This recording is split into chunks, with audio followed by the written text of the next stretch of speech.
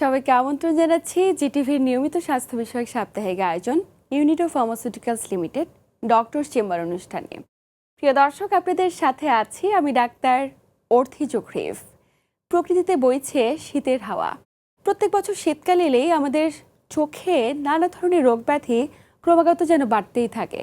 তবে এ ধরনের রোগ ব্যাধিগুলো থেকে নিজেকে সুরক্ষিত রাখবার জন্য আমাদের কতটুকু সতর্ক হওয়া প্রয়োজন।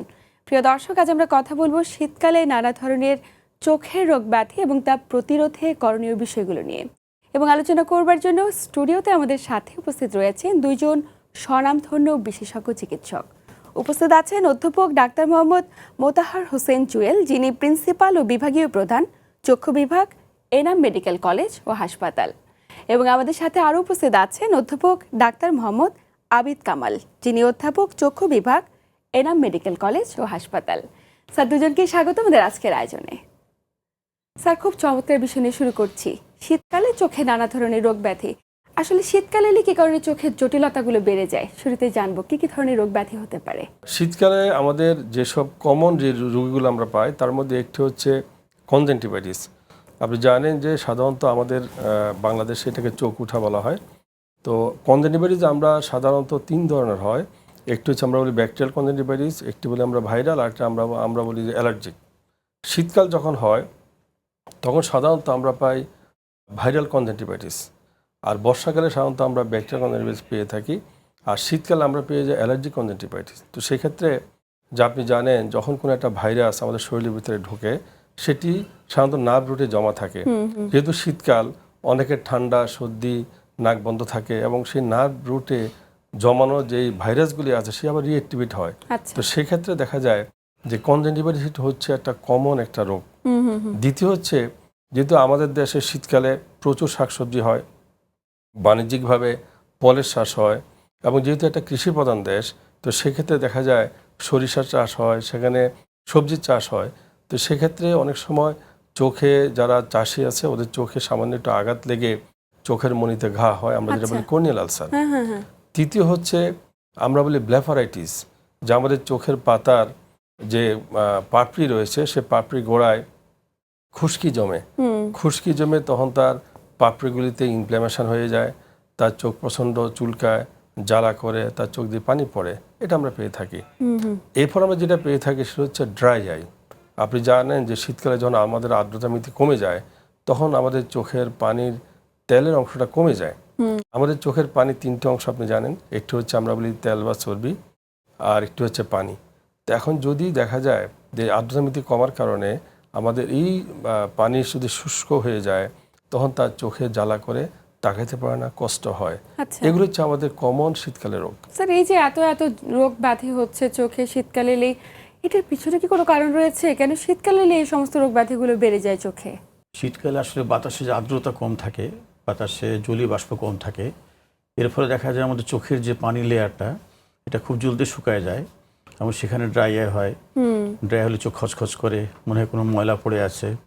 এছাড়া দেখা যায় শীতকালে বাতাসে ধুলাবালিও বেশি, এরপর ধুলাবালি গেলে দেখা যায় চোখ চুলকায় আমাদের, এটা আমরা অ্যালার্জিক কনজাংটিভাইটিস বলি, ধুলাবালির কারণে হয়।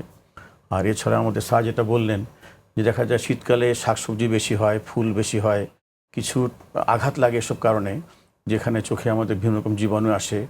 এর মধ্যে শাকসবজির মাধ্যমে সাধারণত আমাদের ফাঙ্গাসগুলো বেশি আসে। আর এছাড়াও দেখা যায় শীতকালে ভাইরাল কনজাংটিভাইটিস হয়, যেটা খুব কমন আমাদের চোখেটা বলি আমরা। এবং এটা খুব ছোঁয়াচে, দেখা একজন থেকে আরেকজনের মধ্যে হয়, এটা আস্তে আস্তে আরও বাড়তে থাকে।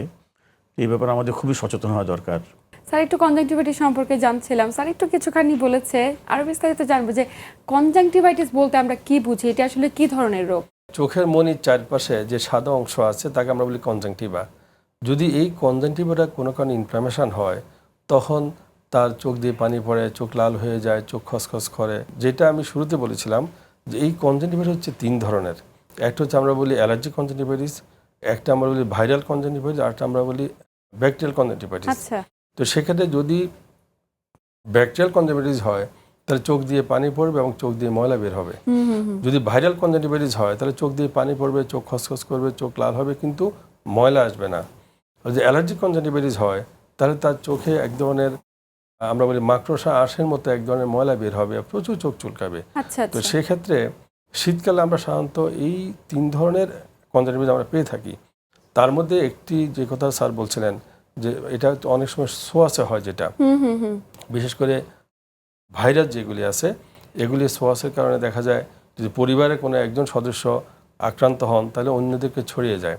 এক্ষেত্রে আমরা বাচ্চাদের ক্ষেত্রে আমরা একটু বলে থাকি যে যদি কনজাংটিভাইটিস হয়, বিশেষ করে ভাইরাল হয়, তাহলে বাচ্চাদের ক্ষেত্রে আমাদেরকে চিকিৎসা করা খুবই জরুরি। বিশেষ করে যখনই বাচ্চাদের কনজাংটিভাইটিস হয় তখন তার প্রচণ্ড জ্বর হয়, আচ্ছা, তার চোখটা ফুলে যায় এবং অনেক সময় যখন বাবা মায়েরা যখন চিকিৎসকের কাছে নিয়ে যান, অনেকে মনে করে তার টাইফয়েড হয়েছে বা অন্য ধরনের জ্বর হয়েছে, কিন্তু 1-2 দিন পরে দেখা যায় চোখটা ফুলে গেছে, তাকাতে পারে না এবং চোখ থেকে তার এক ধরনের ব্লাড বের হয়। আচ্ছা, আমরা এক ধরনের বলি মেমব্রেনাস কনজাংটিভাইটিস। বিশেষ করে বাচ্চাদের ক্ষেত্রে এক ধরনের মেমব্রেন তৈরি হয়। সেই মেমব্রেনটা যদি কোনো আমরা তুলে না দেই তাহলে সেই মেমব্রেনটা আস্তে আস্তে তার চোখের মনির মধ্যে রাবিং হয় এবং যখন সে চোখ বন্ধ করে তখন মনির উপর লেয়ারটা উঠে যায়, কোণেতে অ্যাব্রেশন হয় এবং এই ক্ষেত্রে দেখা যায় তার দৃষ্টিটা আস্তে আস্তে কমে যায়। তো সেক্ষেত্রে বাচ্চাদের ক্ষেত্রে আমাদের যদি এই ধরনের কনজাংটিভাইটিস হয় তাহলে আমরা অবশ্যই একজন চক্ষু বিশেষজ্ঞের শরণাপন্ন হওয়া উচিত। এটা আস্তে আস্তে ভালো হয়ে যায় যদি তার কোনো জটিলতা না থাকে। স্যার, যখনই চোখ উঠে, চোখ লাল হয়ে যায়, চোখ খচখচে হয়, আমরা বেশিরভাগ ক্ষেত্রে যেটা করে থাকি চোখে অনেক বেশি বেশি করে পানি দেই এবং চোখের এই লাল ভাবটা বা খচখচে ভাবটা দূর করার জন্য বারবার পানি দিতে দিতে একটা সময় পরে গিয়ে দেখা যায় সর্বোচ্চ আমরা পাশের ফার্মাসিটি থেকে একটা ড্রপ কিনে সেটা ব্যবহার করা শুরু করি। বেশিরভাগ ক্ষেত্রে এই ধরনের জটিলতাগুলোকে তুচ্ছভাবে উড়িয়ে দিয়ে আমরা চিকিৎসকের কাছে যাই না। এই বিষয়টিকে আসলে গুরুত্ব দেওয়াটা কতটুকু জরুরি? যখন ভাইরাল কনজাংটিভাইটিস হয় এটা দেখা যায় সেলফ লিমিটিং ডিজিজ, চিকিৎসা না করলে সাধারণত ভালো হয়ে যায় যদি কোনো রকম এটা কমপ্লিকেশন না হয়। তো সেক্ষেত্রে প্রথম থেকে চোখের ডাক্তারকে দেখা নিলে সুবিধা হয়, যাতে করে আমরা তার পরবর্তীকালে যে কমপ্লিকেশনগুলো হয় এগুলো প্রিভেনশন করতে পারি। কারণ এমন হয় দেখা যায় ভাইরাস আস্তে আস্তে কমে গেল কিন্তু এখানে ব্যাকটেরিয়াল ইনফেকশন হয়ে যায়। ইনফেকশন হওয়ার পরে আস্তে আস্তে তার কর্নিয়াল আলসার পর্যন্ত হয়ে যেতে পারে। ইভেন দেখা যায় যে ভাইরাসের কারণে কর্নিয়াতে খুব ছোটো ছোটো আকারে আলসার তৈরি হয়ে যায়। সেগুলো চিকিৎসা না করলে আস্তে আস্তে কর্নিয়া নষ্ট হওয়ার ভয় থাকে, দৃষ্টি নষ্ট হওয়ার ভয় থাকে এবং পরবর্তী সময় চিকিৎসা করলে দেখা যায় কর্নিয়াতে দাগ থেকে যায়, তখন পেশেন্ট বা ওরা ভালো দেখতে পায় না। অর্থাৎ প্রথম থেকে চিকিৎসা নেওয়াটা জরুরি। এই যে ফার্মাসি থেকে বিভিন্ন ধরনের ড্রপ নিচ্ছি, আসলে সেটা কি নর্মাল কোনো ড্রপ নাকি কোনো আর্টিফিশিয়াল টিয়ার নাকি কোনো স্টোরেজ ড্রপ, আমরা কিন্তু সেটা জানি না। দীর্ঘদিন ব্যবহার করছি, যে ব্যবহারের প্রবণতা এটি আমাদের জন্য কতটুকু ঝুঁকির কারণ হতে পারে স্যার জানবো, তবে সময় হয়েছে একটি ছোট্ট বিরতি নেবার। প্রিয় দর্শক, Unito pharmaceuticals limited doctor chamber অনুষ্ঠান থেকে নিচ্ছি ছোট্ট একটি বিরতি, সাথেই থাকুন।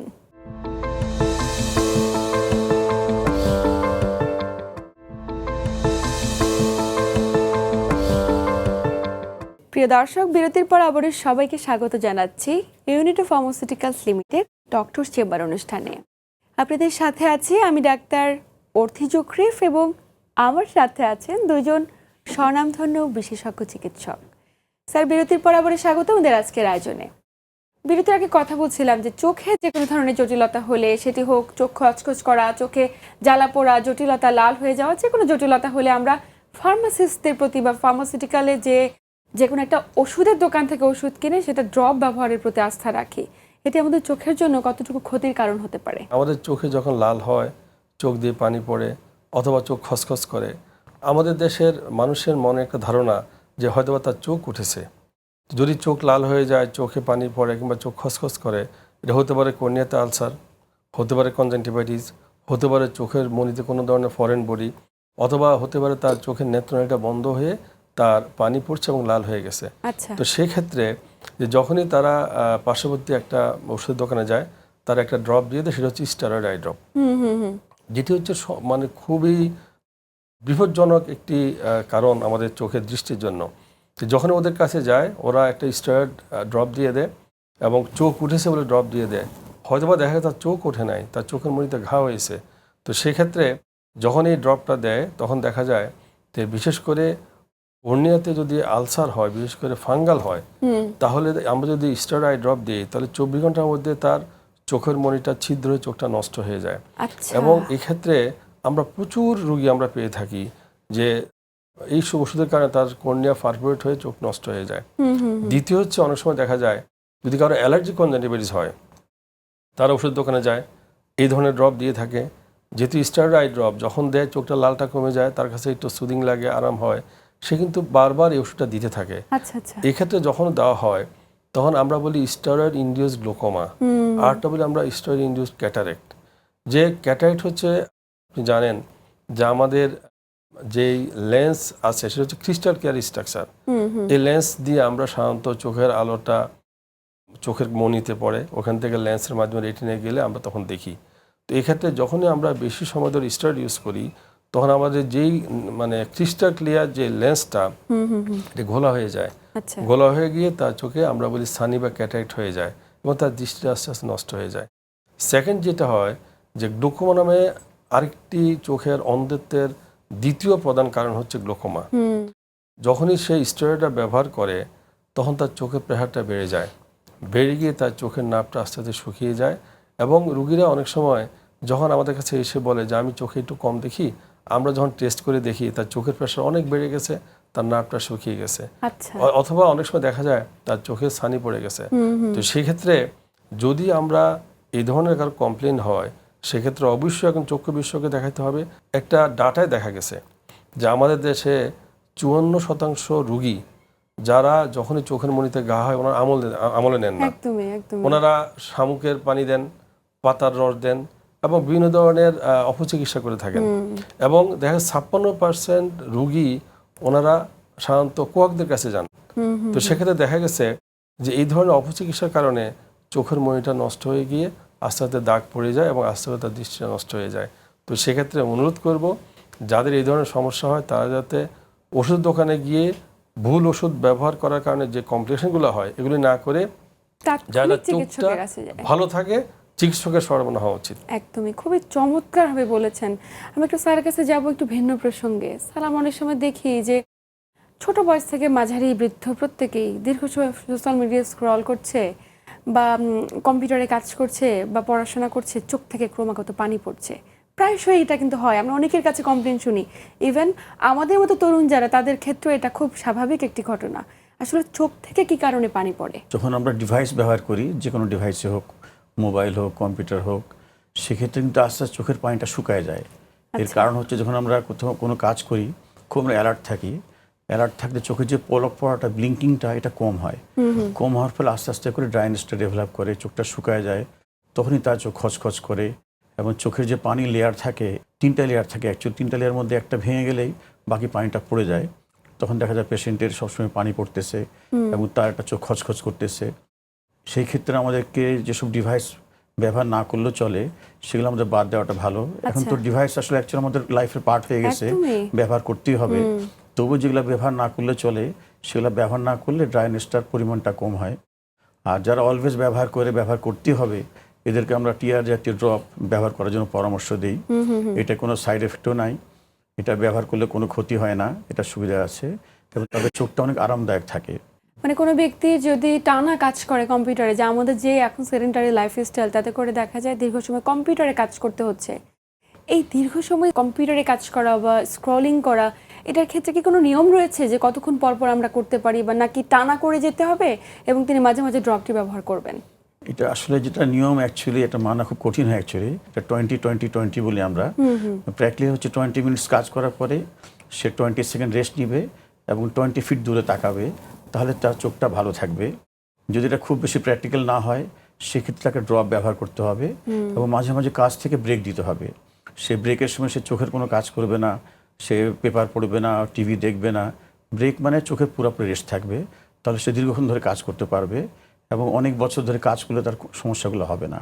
এবং সেক্ষেত্রে স্যার, আমরা চোখ থেকে পানি পড়ছে, আমরা অনেকে গুরুত্ব দেই না।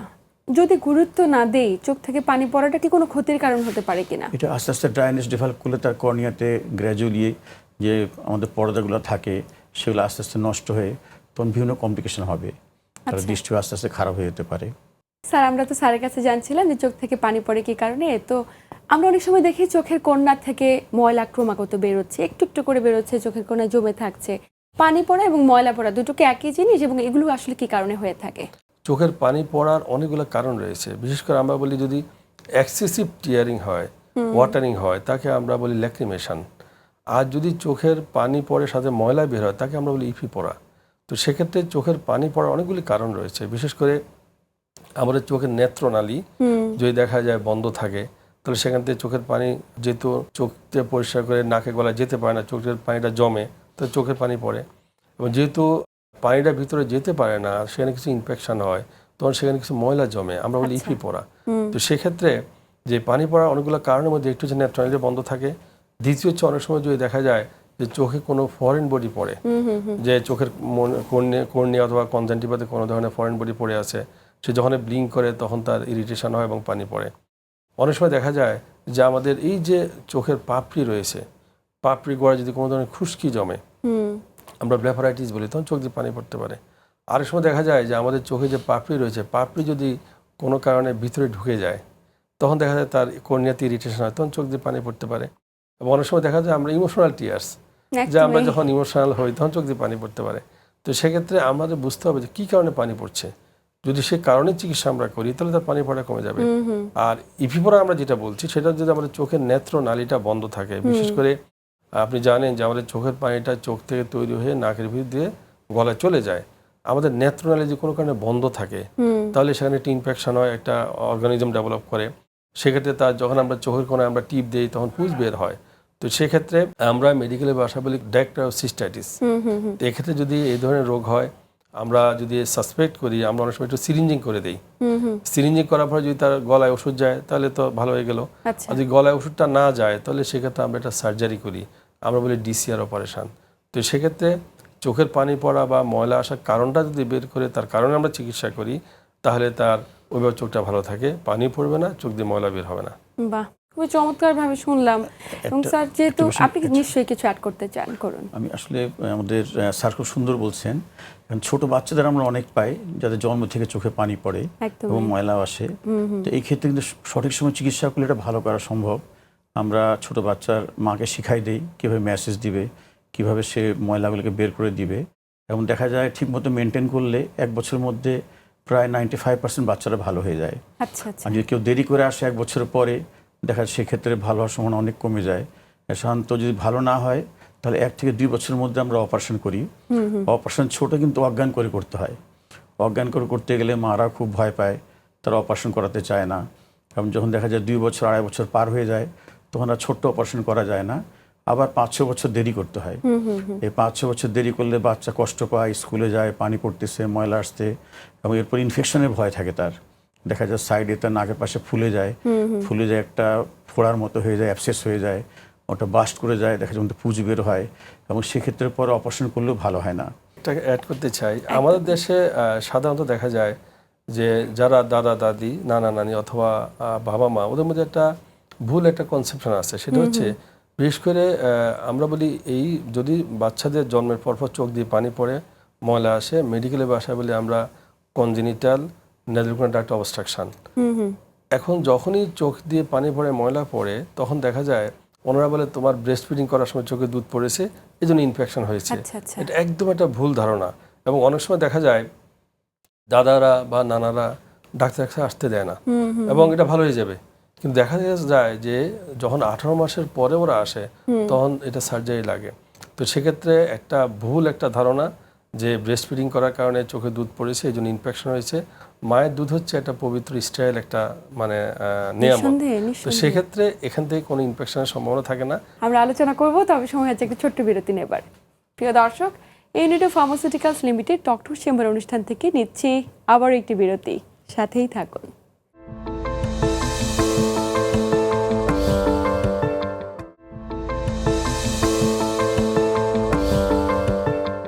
প্রিয় দর্শক, বিরতির পর আবারও সবাইকে স্বাগত জানাচ্ছি Unito pharmaceuticals limited doctor chamber অনুষ্ঠানে। প্রিয় দর্শক, আপনাদের সাথে আছি আমি ডাক্তার অর্থি জোখরিফ, এবং আমার সাথে আছেন দুজন স্বনামধন্য বিশেষজ্ঞ চিকিৎসক। স্যার, বিরতির পর আবারও স্বাগত আমাদের আজকের আয়োজনে। বিরতির আগে কথা বলছিলাম যে চোখ থেকে ময়লা পড়া কিংবা চোখ থেকে পানি পড়া, এটার পিছনে যে সুনির্দিষ্ট কারণগুলো এবং করণীয়। একটি ছোট বাচ্চার চোখ থেকে পানি পড়ে, আপনারা বারবার অ্যাওয়ারনেস বিল্ড আপ করবার জন্য বলছিলেন যে প্রাথমিক অবস্থায় 1 বছরের মাঝে বিশেষ কিছু নিয়ম রয়েছে, কিছু মেসেজ রয়েছে, এগুলো না করালে পরবর্তীতে জটিলতার পরিমাণ বাড়তে পারে ওই বাচ্চাটির জন্য। স্যার, এই বিষয়ে আপনি বিস্তারিত কথা বলতে চাচ্ছিলেন। আমি আসলে আমাদের দেশে, আমাদের সমাজে কিছু আছে খুব ভুল বিশ্বাস, এবং এটাকে আমাদের খণ্ডন করা দরকার। যেমন স্যার একটা বললেন যে চোখ দিয়ে পানি পড়লে বাচ্চাদের সবাই বলে যে মায়ের দুধ গেছে, এটা ভালো হয়ে যাবে, ডাক্তার দেখাতে হবে না। তো এর ফলে থেকে আস্তে আস্তে সময়টা পার হয়ে যায়, ওর এমন সময় আসে যখন অপারেশন না করলে ভালো হবে না। আর আরেকটা আমাদের সমাজে খুব প্রচলিত আছে যে চোখ লাল হলে বলে যে বাতাস লাগছে। আচ্ছা আচ্ছা। এখনো গ্রামে অনেক লোক বলে বাতাস লাগছে, এবং লাগলে তারা ঝাড়ফুঁক করে। এবং অবাক হবেন আপনি, এখন এমন এমন জায়গা আছে আমার কাছে রুগী আসে যে 4বার 5বার ঝাড়ফুঁক করছি। আমি বলি, এতবার কেন করলেন আপনি? বলছে অমুকে বলছে অমুক জায়গা গেলে ভালো হয়ে যায়। আচ্ছা। অমুক জায়গায় গেছে, অমুক জায়গায় গেছে, কিন্তু ভালো হয় নাই, এখন আমার কাছে আসছে। এখন দেখি তার কর্নিয়াতে আলসার হয়ে গেছে। এত দেরি করে আসছে, এমন পর্যায়ে আসছে যে আগে আসলে তার চোখ চিকিৎসা করলে সে ভালো হয়ে যেত। এখন চিকিৎসা করলেও চোখ ভালো হলে তার চোখের কর্নিয়াতে একটা দাগ থাকবে এবং সে জীবনে ভালো দেখবে না। এই আমাদের যে ভুল বিশ্বাসগুলা, এটা আমাদেরকে কাটায় নেওয়া দরকার। কারণ এখনো মানুষজন কিভাবে বিশ্বাস করে, আমি নিজে একটু অবাক হয়ে যাই যে তারা 1 মাস 2 মাস দেরি করার পরে আসে। তবে যেখানে যেখানে যা যা করা দরকার সবই করে। এর কারণ অবশ্য একটা আছে। আসলে কিছু আমাদের চোখের রোগ আছে যেগুলো সেলফ লিমিটিং ডিজিজ, এগুলো আপনি চিকিৎসা করেন না করেন ভালো হয়ে যাবে। আচ্ছা আচ্ছা। একটা ধরেন যে ভাইরাল কনজেক্টিভাইটিস, দেখা যায় চিকিৎসা না করলেও ওই মোটামুটি দেখা যায় 7 দিনের মধ্যে ভালো হয়ে যায়, চিকিৎসা করলে 1 সপ্তাহে ভালো হয়ে যায়, এবং ম্যাক্সিমাম ক্ষেত্রে কোনো কমপ্লিকেশন হয় না। এর ফলে হয় কি, যখন কোনো সমস্যা হয় ওরা ঝাড়ফুঁক দিবে যাই করুক, এটা আস্তে আস্তে ভালো হয়ে যায়।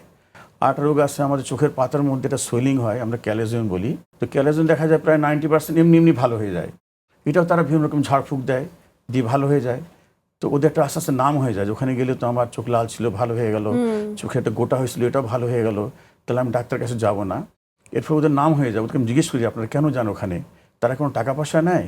বলছে হাদিয়া নেয় আমাকে, তাই বলে। আমাদের কত করে হাদিয়া নেয়? যে বিভিন্ন রোগের বিভিন্ন হাদিয়া আছে। একবারে 1,000 টাকা, 2বার গেলে 2,000 টাকা, 3বার গেলে 3,000 মানে টাকা। এটা গায়ে লাগছে না না, তাদের? ওদের কাছে লাগে না, তারা চোখের ডাক্তার কাছে আসবে না, তার কাছে তারা টাকা দিয়ে দিয়ে বারে বার তারা ঝাড়ফুঁক করতেছে। যেহেতু কিছু রোগ ভালো হয়ে যায়, যেগুলো সেলফ লিমিটিং ডিজিজ, ওদের একটা বিশ্বাস হয়ে যায় যে না, আমার তো খালা ভালো হয়েছে, নানি ভালো হয়েছে, তাহলে এখানে আমি গেলে ভালো হবো, আমি চোখের ডাক্তারকে দেখাবো না। যখন সব ফেল করে তখন আমাদের কাছে দেরি করে আসে। এর ফলে ওদের চিকিৎসা করলেও দেখা যায় ভালো হওয়ার সম্ভাবনা কমে যায়। স্যার, আলসারের সঠিক চিকিৎসা পদ্ধতি কি আমাদের দেশে অ্যাভেলেবল? অবশ্যই এখানে আমাদের চিকিৎসা অত্যন্ত ভালো। যখন আমরা টেস্ট করি, টেস্ট প্রতিটা ফাঙ্গাস আছে এখানে না ব্যাকটেরিয়া আছে, আমরা সেভাবে ড্রাগ দিলে এটা আস্তে আস্তে ভালো হয়ে যায়। কিন্তু দেরি করে আসলে চোখের কর্নিয়াতে দাগ থেকে যায়। দাগ থেকে গেলে তখন সে ঝাপসা দেখে। তার কোনো ডিজিজ নাই, কিন্তু তার চোখের কর্নিয়াটা সাদা হওয়ার ফলে সে তখন কম দেখে। আচ্ছা। তো এটার চিকিৎসা বাংলাদেশে আছে, যেটা আমরা কেরাটোপ্লাস্টি বলি। স্যার, এই যে কেরাটোপ্লাস্টি, এটা সম্পর্কে একটু জানবো, এটা কি ধরনের প্রসিডিউর, আসলে এটা কোনো পার্শ্ব প্রতিক্রিয়া রয়েছে কিনা এবং কতটুকু ব্যয়বহুল? জি, কর্নিয়ার আলসার যদি হয়, এখানে আমাদের দেশে আরেকটু সার্জিক্যাল একটা চিকিৎসা আছে। সেটা হচ্ছে আমরা অনেক সময় দেখা যায় চোখের মনিতে যে জায়গাটা ঘা হয়েছে, আমরা একটা ব্যান্ডেজ কন্ট্যাক্ট লেন্স দিয়ে দিই, তাহলে ওই এরিয়াটা যদি একটু রেস্টে থাকে তাহলে ঘাটা আস্তে আস্তে কমে যায়। সেকেন্ড হলো, আমরা অনেক সময় দেখা যায় যে চোখের পাতাটা বন্ধ করে দিই, যখন চোখটা রেস্টে থাকে মনির ঘাটা আস্তে কমে যায়। এবং অনেক সময় দেখা যায় যে আমরা কনজেন্টিভাল হুডিং বলি, যে আমরা কনজেন্টিভাল একটা অংশ নিয়ে মনির যেখানে ঘা হয়েছে সেখানে আমরা একটা সার্জারি করে দিই। যখন ঘাটা কমে যায় আমরা আবার এটা উঠিয়ে দিই, তখন সে আবার দেখে। আর লাস্ট অফ অল যেটা স্যার বলছেন কেরাটোপ্লাস্টি, যে কর্নিয়া সংযোজন।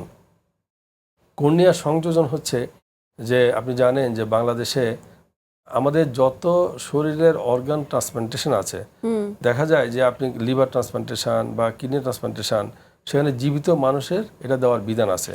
কিন্তু কর্নিয়া এটা জীবিত মানুষের চোখ দান করার কোনো মানে দান করার জন্য উনি বলে যাবেন, কিন্তু মৃত্যুর পর কর্নিয়াটা কালেক্ট করতে হয়। কোনো জীবিত মানুষ কর্নিয়া দান করতে পারেন না। তো সেক্ষেত্রে যখন মানুষ মারা যায় তার 6 ঘন্টার মধ্যে কর্নিয়াটা কালেক্ট করতে হয়। কালেক্ট করে আমরা এটা মিডিয়াতে রাখি, রেখে তারপর আমরা কর্নিয়াটাকে গ্রাফট করি। আমাদের দেশে সাধারণত যেটা হয় যে এই যে একটা কর্নিয়া আমরা অহরহ এখানে আমরা গ্রাফট করছি, কিন্তু সেখানে একটা সমস্যা হচ্ছে যে আমরা খুব বেশি পাচ্ছি না। তার কারণ হচ্ছে যে আই ডোনেট অনেকেই করছে, কিন্তু অনেকে করছে না, অনেকগুলো বেরিয়ার সেখানে কাজ করে। একটা হচ্ছে যে আমাদের আসলে ইলেকট্রনিক এবং প্রিন্ট মিডিয়াতে আমরা প্রচারটা আমাদের এডুকেট হচ্ছে না। দ্বিতীয় হচ্ছে আমাদের মধ্যে আসলে ইলিটারেসি, যে আমাদের মধ্যে অজ্ঞতার অভাব, মানে আমরা ঠিক মতো এটাকে আমরা আমলে দিই না। সারা বাংলাদেশে প্রতিদিন মিনিমাম আমরা 1000 কর্নিয়ার আমরা ডিমান্ড পাই, কিন্তু আমরা প্রতি মাসে বাংলাদেশে যে পরিমাণ কর্নিয়া আমরা কালেক্ট করি বা যারা দান করে গেছে আমরা 100 বেশি করতে পারি না। স্যার, আমরা আলোচনার একদম শেষ প্রান্তে আপনাদের দুজনকে আন্তরিক ধন্যবাদ গুরুত্বপূর্ণ তথ্য এবং পরামর্শের মাধ্যমে দর্শকদের উপকৃত করবার জন্য। ঠিক আছে, আপনাকে অনেক ধন্যবাদ এবং আমাদের পক্ষ থেকে ইউনিটি ফার্মাসিউটিক্যাল এবং গাজী টিভিকে ধন্যবাদ। ধন্যবাদ সবাইকে। প্রিয় দর্শক, এই ছিল আমাদের আজকের আয়োজন। আসুন একটুখানি সচেতন হয়ে এই শীতকাল জুড়ে চোখের যে কোনো ধরনের জটিলতা হলে অবশ্যই বিশেষজ্ঞ চিকিৎসকের প্রতি আস্থা রাখি, তাৎক্ষণিকভাবে সেটি শনাক্ত করি এবং সেই অনুযায়ী বিশেষজ্ঞ চিকিৎসকের দেওয়া পরামর্শ মেনে চিকিৎসা পদ্ধতি গ্রহণ করি। সবাই ভালো থাকুন, সুস্থ থাকুন এবং জিটিভির সাথেই থাকুন।